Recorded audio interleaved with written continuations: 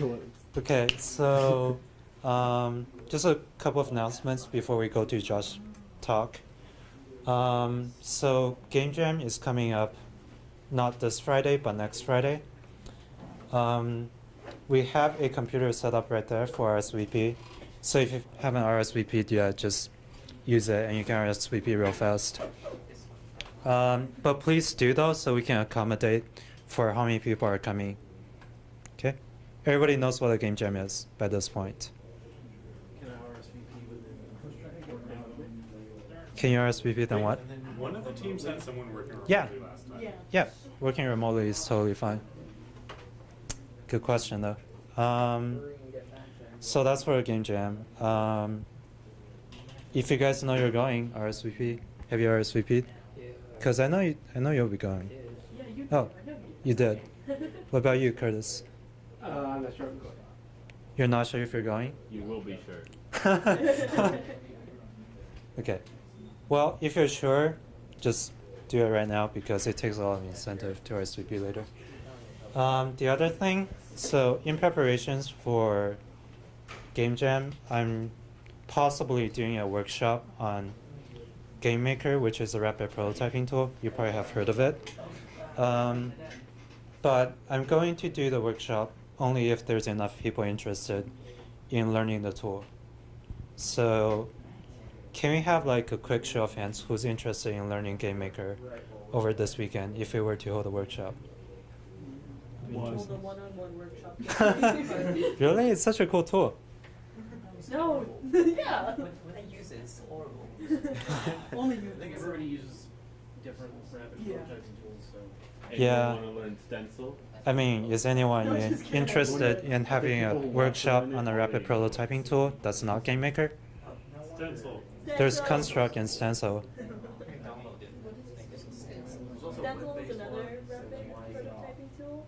Huh? It has Oh yeah, better there's graphics Unity. on it. There's also some It's ones that are laid web-based. out much I've more. never used it, but I bet you could. HTML5. Okay. I'm sure I mean, you if can there's just not find enough it. interest, we're just not gonna do anymore. Yeah, it's pretty good. Yeah. I mean, it doesn't seem like there's a huge interest in rapid prototyping tools. Does it like have a switch? So okay, I'll just we'll hold off the workshop then, and we'll do a talk on rapid prototyping next week, so you can at least get some time to be familiar with the tools. So Dylan, do you want to talk about the topics? Not really. Too bad. Wait, I can talk about the topics. so if we do Go a, Cindy. if we do a rapid prototyping talk, who will give the talk? It's apparently zooming. Okay. Yeah. I don't know what half of these are because I'm not giving them. Well. But But you know what mine are because I give you an in-depth description of well, yeah, I didn't read them. them. Not There's yet. no point. I can read them from here. So these are the talk options. If you can't read them, that sucks. I can That we have right now of people saying like they want to give this kind of talk. I just wanted to get like a tally. Zooming, be the tallier of just people like which of these talks would you want to hear? So like show of hands, like transmedia worlds. That's Livio's talk. So it says transmedia worlds are ambitious projects, both creatively and commercially, that try to combine different forms of media to create a singular experience. It's pretty cool. My talk may or may not be pretty long though. Okay. So Pokemon is the classic example of the transmedia world because they have a video game, TV show, and a card game. Oh, I They see, all I see. have pretty much almost equal weight in terms of how people engage with them. Like you can be totally into the card game and not know anything about the TV show or the video game and still enjoy it. And yeah, there's a lot of other cool examples out there too that I'll probably spend more time covering. And I also want to talk about some failed examples, like when companies try to launch a new transmedia world. Like you see they're putting all this advertising money into these products and you're like, but they never really take off. And so like kind of look into them and why did they go wrong? And yeah. So how many Sounds votes cool. for that one? Well, Voting? Are you adding the things? Wait, what? Are you doing Roman numerals instead of tallies? Yes. Just use tallies. Whatever. Okay, so My heart. Yeah. Modularity? So modularity, that's Will's talk. You might want to something.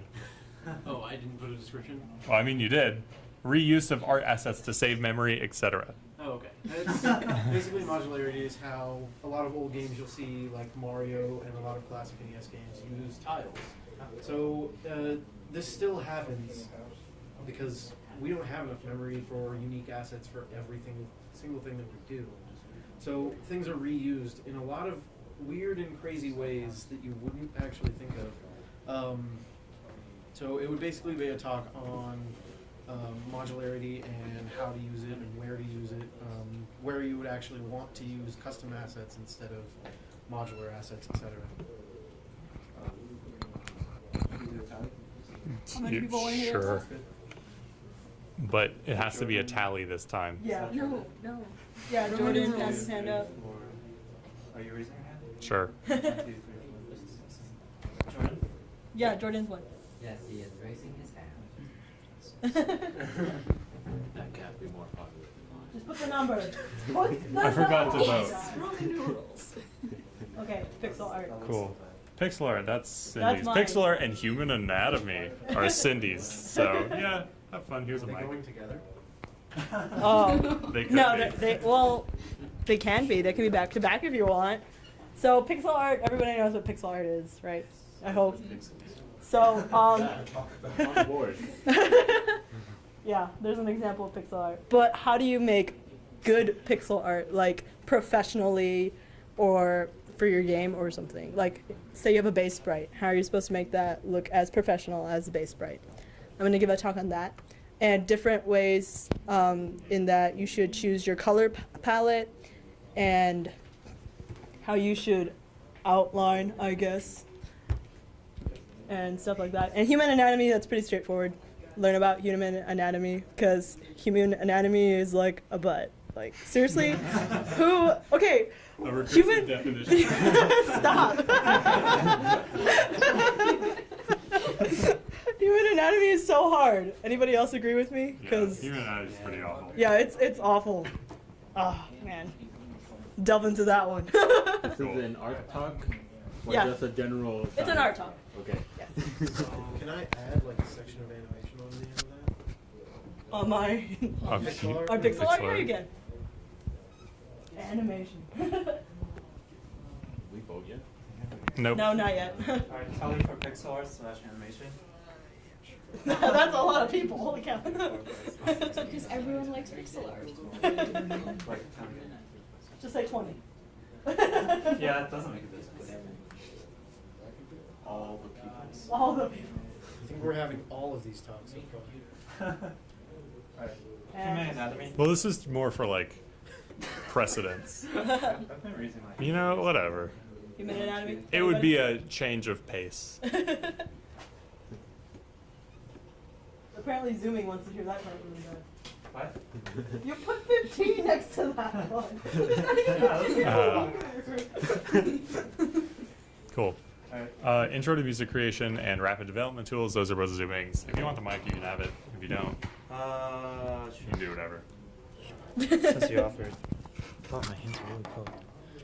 Okay, so the music creation talk is going to be on, well, I mean, it's pretty straightforward, but I'll be giving an intro, first of all, to making MIDI music, and then next, how to go from MIDI music to like actual music that doesn't have restriction on your instrumentation. Let's see what else.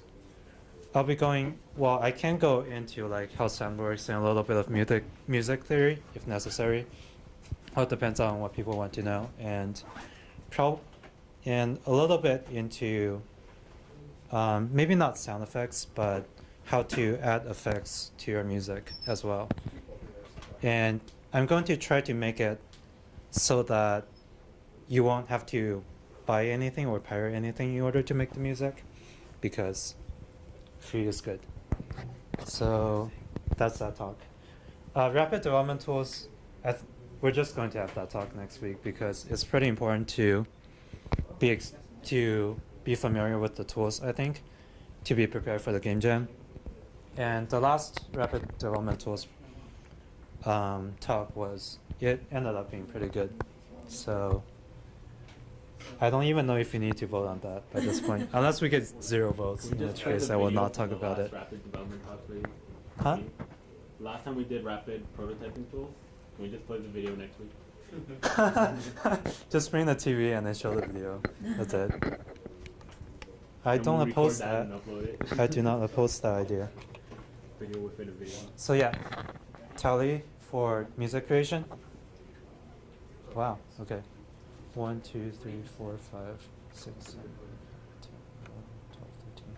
Cool. That means I have to do a talk. All right. Should I even tally this? All right. Let's tally this. Doing it anyway? All right. You can do it anyway, doesn't matter. Yeah. You're gonna do it anyway. Just say, Put infinity. Yeah. Not a Alright. number. -1. Can't do that. All right. So design. That's Yeah. Patrick's Okay, talking. He's so- not here. This is Patrick's talk. I'll take that. Yeah. I'll read it as if I were Patrick. Not really. I'm not going to bother with that.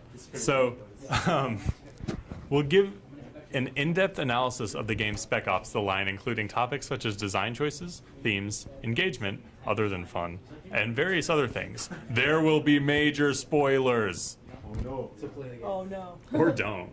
I mean, if you don't care.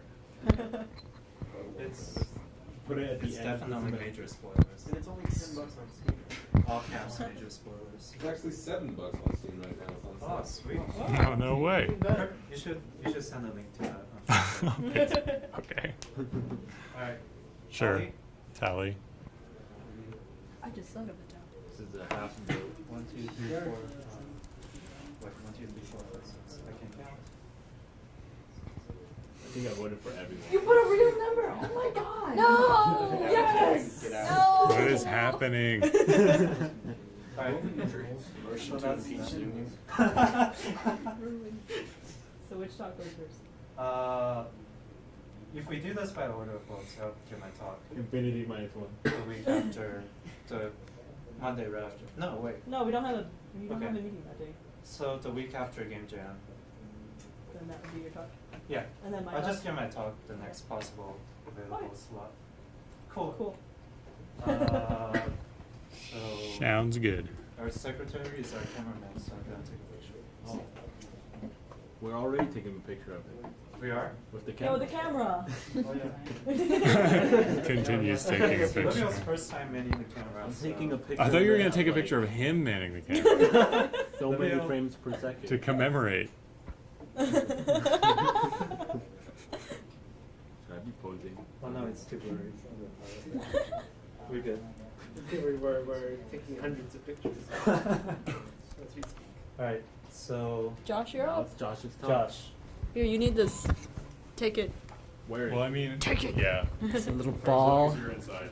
Clip it to your shirt and then put the thing. in Okay, hello, thank you You can for, clip it oh, to your pocket. So put that into your Yeah, pocket. do whatever. Yeah, do whatever works. And hey, how's it going?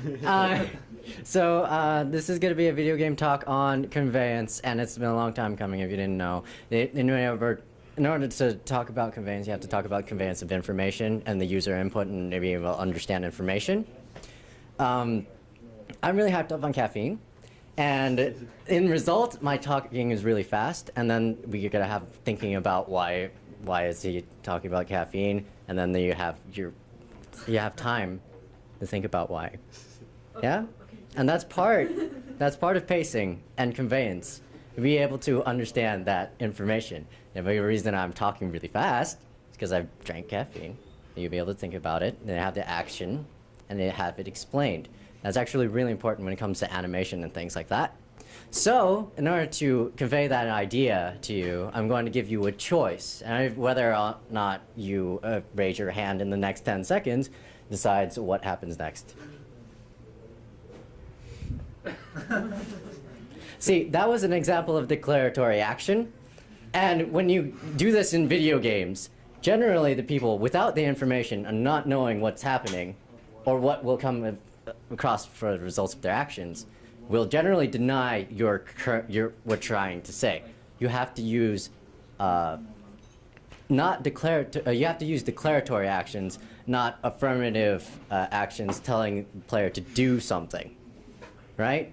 So in order to actually have the person choose something that you want them to, you can't tell them, you have to give them information first. You can do this through questions or just background. Generally, background doesn't mean like you are telling them that this is something that's assigned to you because you don't have your faith or yourself invested into the video game yet. Right? You guys got it? Yes? Raise your hand if you understand. I have a question. What's your question? I mean, there's lots of instances in video games where you have to do something because that's the only choice you have. Like, you go around trying other options, but when it comes to okay, so in order to if that's the only choice that you actually have, you have the choice of starting that choice, like being able to move forward. If you're faced with a box, you are faced with that information first. You see it, and then you have your control scheme, and then you play around with the controls because that's what you've decided to do, is to play the game itself. So I guess you could argue for not having a choice, but you are playing the video game, and that in itself is a choice. You also have the information to start playing the video game, and you have, generally, you have like research or visual information that causes you to want to play the video game. There's things that prelude the action of actually playing the video game. What if zooming forces me to play his Not favorite making a video choice game? isn't also a choice. Yes, that is true as well. So, like, the second time I asked you guys to raise your hands, more of you raised your hands. Because I gave you more information about making that choice. And usually that's a trap, and it's nice, because then your people will start playing your video game, and then they'll be more engrossed in it, and do things based on what they think they have a choice to do. So you didn't really have a choice in raising your hand there. I just made you do it. You asked us twice? Yes. Did I miss something? Okay, never mind. You missed the first one. Okay, that would make sense. Oh, yeah. Okay, so originally I was going to make it so that we'd test a video game, but it seems like you guys are a reluctant type of people. So now we won't be able to play that video game outside. I'm sorry. Play it inside. No, because it's a GPS type game, and it's really cool because of the way that it incorporates narrative in engaging the person. So at first, it assigns you the information that it has from you. You have sought out this game because you enjoy running, and you also like zombies. So and they also have a Kickstarter. So whenever you start, that's like the information that they are given because you already have gone through that aspect in order to buy the video game and invest your money for it. And then the way that they instantiate you into actually doing the things that it wants you to.